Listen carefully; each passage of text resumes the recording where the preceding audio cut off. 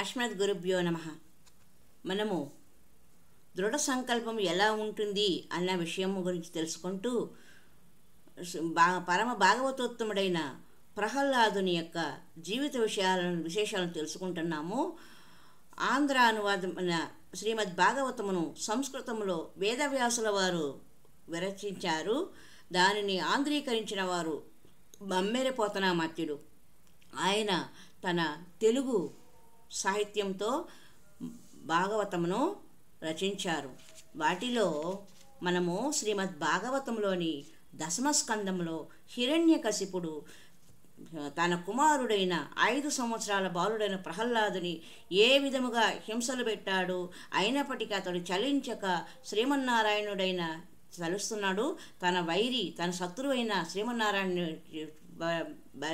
భక్తి చేయడము అతనికి నచ్చకుండా, అతను ఇలా చేస్తే కూడా వీడేమిటి ఇంత ఇదిగా ఉన్నాడు, ఇంకా కూడా ఏమాత్రము ఇది విచారం నందకుండా ఇంకా కూడా అతను శాంత స్వభావంతో ఉన్నాడే అని తనలో తాను ఆశ్చర్యపడుతున్న సమయంలో ప్రహ్లాదుడు ఇలా చెప్తున్నాడు.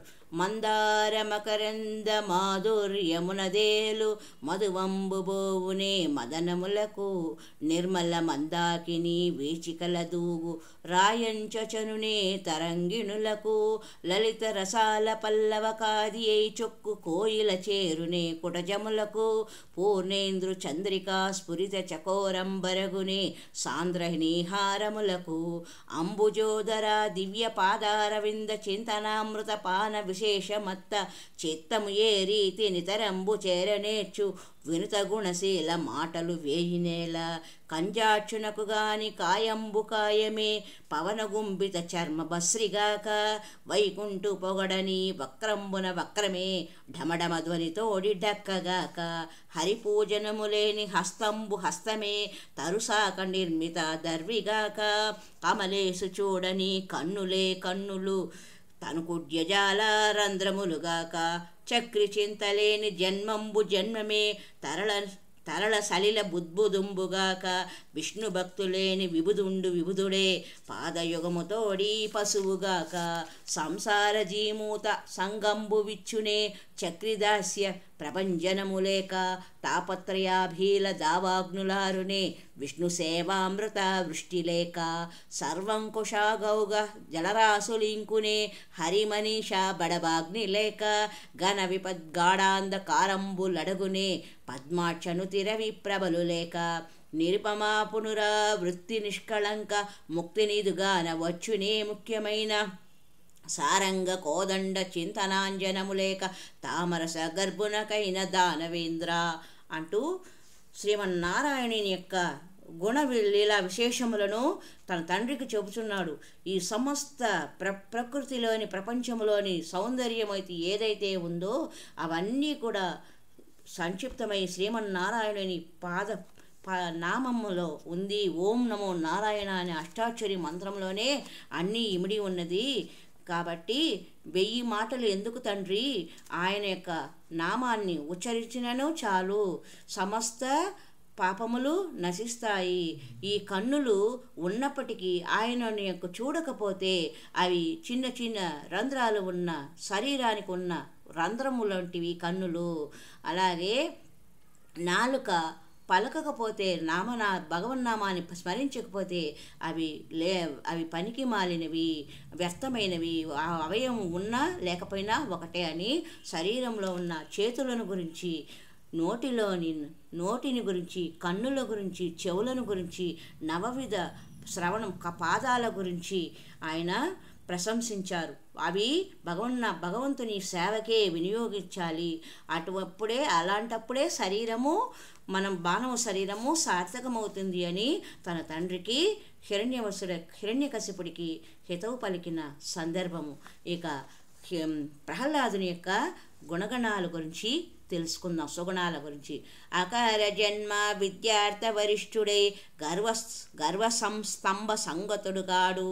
వివిధ మహా అనేక విషయ సంపన్నుడై పంచేంద్రియములచే పట్టుబడడు. భవ్య వయోబల ప్రాభవోపేతుడై కామరోషాదుల గ్రంథు కొనడు. కామిని ప్రముఖ భోగములెన్ని కలిగిన వ్యసన సంసక్తి వంకపోడు. విశ్వమందుగన్న విన్న అర్థములందు వస్తు దృష్టి చేసి వాంచయడడు. ధరణినాథ దైత్యతనయుండు హరిపరతంత్రుడై హతాన్యతంత్రుడవుచు.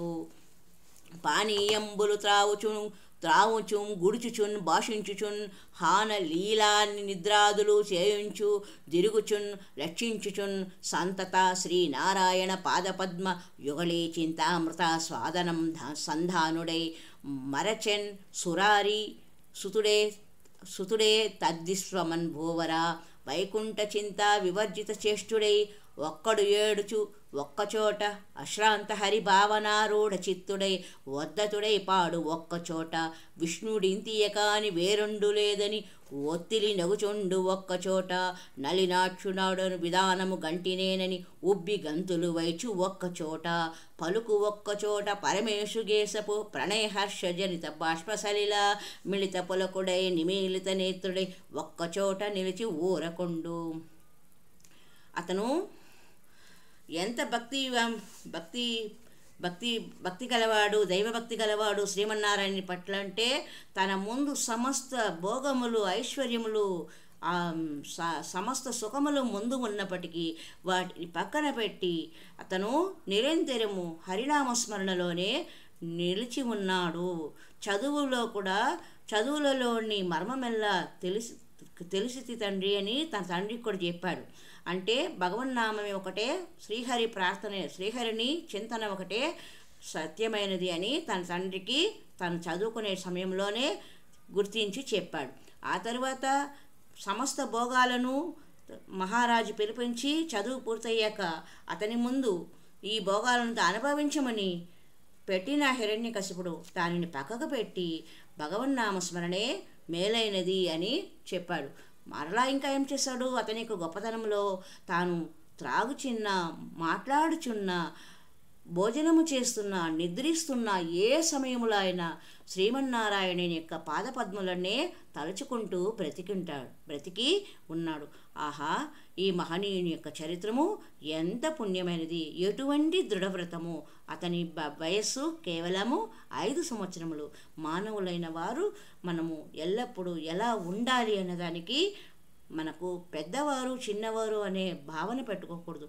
సద్విషయాలు బోధించేటప్పుడు సత్ప్రవర్తన కలిగి ఉన్న వారిలో మనము తెలుసుకోవలసిన మంచి విషయాల పట్లనే అభిరుచులై ఉండాలి. వారి యొక్క వయస్సును మనము గుర్తుంచుకోకూడదు. వారి యొక్క సద్గుణాలని మనం గుర్తుంచుకోవాలి. వారి గురించి తెలుసుకోవాలి అనే విషయాన్ని భక్త ప్రహ్లాదుని యొక్క జీవిత చరిత్ర ద్వారా మనము తెలుసుకోవచ్చు. ఎంత అనన్య భక్తి, ఇంద్రియ నిగ్రహము ఏమని చెప్పవచ్చు? 5 సంవత్సరాల బాలుడికి ఈ కాలంలో ఎలా ఉంటారండి? మనము నా సంగతి చెప్తాను. నాకు ఇప్పుడు 60 సంవత్సరాలు వస్తున్నా నేను ఇంద్రియ నిగ్రహము లేదు, భక్తి లేదు. ఏదో ఒక ఆవగించేంత అది దీపారాధన చేసుకోవడం, ఎప్పుడో హరే రామ హరే రామ అనుకోవడం, ఇంతే. మరి 5 సంవత్సరాల ప్రహ్లాదుడు పుట్టగానే భగవన్నామస్మరణలో సదా లీలమై ఉన్నాడు. అటువంటి భాగవతోత్తములను స్మరించుకున్న మనకు ఈ మానవ జన్మ సార్థకమవుతుందనే సత్సంకల్పం నాకు, అంతే, ఇంకేం లేదు. ఎంత సాధుమూర్తి, ఎటువంటి పరమభక్తుడు! అట్టి మహనీయునికి కూడా ఇట్టి బాధలు కలిగినప్పుడు సామాన్య జనుల గురించి మరల ఏమి చెప్పవలేను? ప్రహ్లాదునికి కలిగినట్టి నిరంతర అనన్య భక్తి అను ద్రావకములో హృదయమును కడిగిన మాత్రమే ఆత్మలో చిరకాలము ఉండి కలిగి ఉండు మాయా కల్మషము నశించి శుద్ధ చిన్మాత్ర దైవ సాక్షాత్కార జ్ఞానము కలుగునని వాసిష్టములో శ్రీరామచంద్రుల కొరకు వశిష్ఠమునింద్రులచే ఉపదేశింపబడెను. ఈ ప్రహ్లాదుని చరిత్రను రాముల వారికి కూడా వశిష్ఠ మహర్షి జ్ఞాన వాసిష్టం అనే గ్రంథం ద్వారా తెలియపరిచెను. బ్రాహ్మణో క్షత్రియో వైశ్యో శూద్రచండాల ఏవ చ దృఢాభ్యానవరో నిత్యం పునర్జన్మ నావిందతి. ఇట్టి ఆత్మలాభ విషయంలో దృఢవ్రతులై అనుష్ఠానం చేయవాడు బ్రాహ్మణులైనను, క్షత్రియులైనను, వైశ్యులైనను, శూద్రులైనను, స్త్రీయులైనను, చండాలులైనను నిస్సంశయముగా పునర్జన్మరహితముగా మోక్షమును పొందగలరు. ఔషధ సేవ పథ్యముగా చేయువారు ఎవరైనను రోగము నుండి విముక్తులగుదురు కదా. శ్రద్ధ వినయ సంయుక్త శాంతిదాత్యాది సంయుత యావజ్ఞానోదయాస్తావ వేదానాంతరం నిరూపయేత్. ఎంతవరకు ఆత్మజ్ఞానోదయం కాలేదో అంతవరకు సమతమాదులతో కూడినవాడై శ్రద్ధా వినయ సంపన్నుడై వేదాంతార్థముకు పరబ్రహ్మమును ధ్యానము చేతను జ్ఞానము చేతను అనుష్ఠింపవలెను, అనగా స్వరూపమును నిరూపణము చేసుకొనవలెను. రోగ విమోచనము కలుగు వరకు సరియుగా ఔషధము, తగిన పథ్యము, అనుకూలముగు స్థలమును ఉండవలేను కదా. సర్వధర్మ సమోపేత శివభక్తి పరాయణ ప్రసాద ఏవ రుద్రస్య దేవ రుద్రస్య జానంతి జ్ఞానవైభవము. సత్యము, జ్ఞానము, ధర్మము, దయ, శాంత విరక్తాదులతో కూడి ఈశ్వర భక్తి యందు నిరంతరము కాలము గడిపేడు భక్తులకు పరమేశ్వరుని కరుణ వలన జ్ఞాన మహత్యము గోచరము కాగలను. ఈశ్వర భక్తి లేనిచో ప్రకృతి దోషములు నశించవు. ప్రకృతి దోషములు నశించినచో మోక్ష మార్గము గోచరము కాదు.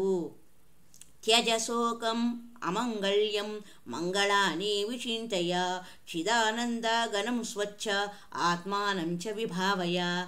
నీవు అమంగళమగు శోకమును విడిచిపెట్టి శుభ విషయమును చింతించుచున్నవాడవై చిదానంద గణమును శుద్ధంబునగు ఆత్మను భావించు. అట్టి జ్ఞానం కలుగుటకు మనము కొన్ని విధులను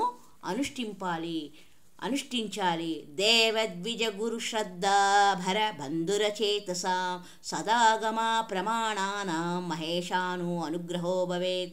ఈశ్వర అనుగ్రహము సంపాదించాలంటే దేవతల యందును, విప్రుల యందును, గురువుల యందును ఆసక్తి గల చిత్తము గల వారిని ఎప్పుడునూ శాస్త్ర ప్రామాణ్యమును అనుసరించి ఆచరించు వారికి పరమేశ్వర అనుగ్రహము తప్పక కలుగుతుంది అని జ్ఞానవాసిష్టంలో వశిష్ఠ మహర్షుల వారు చెప్పిన వాక్యములు. హరి ఓం తత్సత్. సర్వే జనా సుఖినో భవంతు. లోకా సమస్తా సన్మంగళాని సంతు. హరి ఓం తత్సత్.